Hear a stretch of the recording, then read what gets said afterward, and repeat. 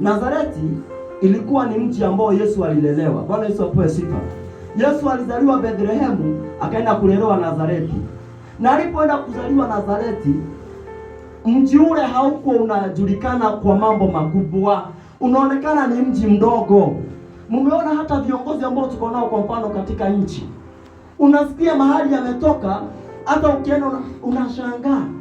Ukienda huko unadhania huko vile kulivyo ni mahali ambapo watu hawakai, kwa sababu labda ni yeye peke yake anaishi kule, kuna sijui nini, lakini unaenda unakuta ni kijiji kama cha watu wengine. Bwana Yesu apewe sifa. Yesu akatoka kule, na Biblia inasema kuhusu hali ya mtu mmoja ambaye anaitwa Nathanieli. Ukisoma pale, Nathanieli aliambiwa na Filipo, tumempata yule mtu ambaye neno linasema kuhusu habari yake. Bwana Yesu apewe sifa.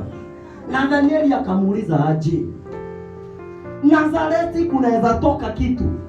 Nazareti kunaweza toka wafalme? Bwana Yesu apewe sifa. Kuna miji ambayo tunatoka na vijiji na vinadharauliwa. Sijui kama wewe unadharau mahali umetoka. Hata mkiongea na watu wao unawaambia mahali umetoka. Mnajua kuna watu hata wanaogopa kusema kwao ni wapi. Hata wakati wa kwenda kutembea, kuna watu wanakana nyumbani kwao.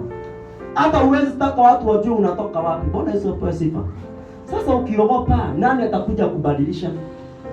Lazima tukubali mahali tumetoka, hata kama kunaonekana hakuna kitu kizuri kitatoka pale, tujue Mungu dharau mahali nimetoka.